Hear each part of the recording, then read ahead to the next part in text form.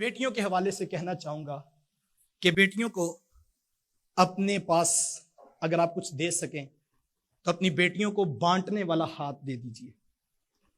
آپ اس بات پہ سروے کر لیں، آپ تاریخ اٹھا کے دیکھ لیں، آپ اپنے خاندان میں، اپنے معاشرے میں، اپنی برادری میں ان بیٹیوں کے گھر دیکھیں جن کے گھر آباد ہیں، جن کے سسرال والے اپنی بہو سے خوش ہیں، تو اس میں ایک چیز آپ کو ضرور ملے گی کہ بیٹی کا ہاتھ بانٹنے والا ہے، بیٹی کا دل بڑا ہے، وہ چیزوں کی بجائے لوگوں کو قدر دیتی ہے اور وہ اپنی چیزوں کو سنبھال کے نہیں رکھتی۔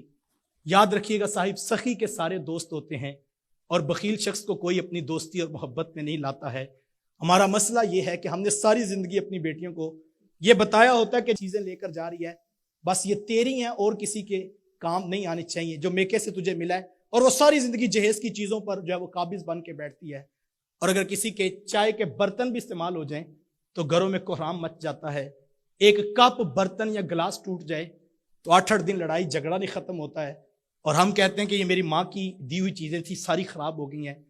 خدا را چیزوں کی بجائے اپنی اولادوں کو، اپنی بیٹیوں کو اسپیشلی، لوگوں کی قدر سکھائیے۔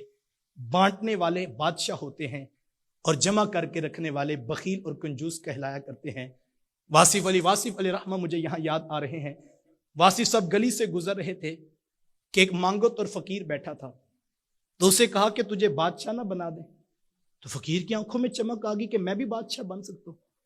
تو کہا حضرت میں بادشاہ بن سکتا ہوں؟ کہا 1 منٹ لگے گا، ہے پروگرام تو بتاؤ۔ اس نے کہا حضرت میں تیار ہوں۔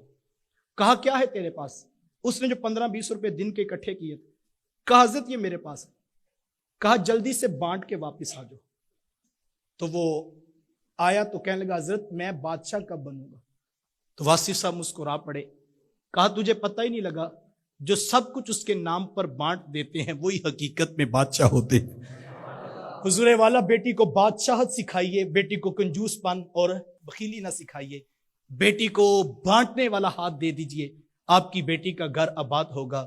اور جو آپ نے اگر یہ صلاحیتیں نہیں دی تو چیزیں تو ختم ہو جاتی ہیں، لیکن ہم چیزیں بچاتے بچاتے رشتے بھی ختم کر بیٹھتے ہیں۔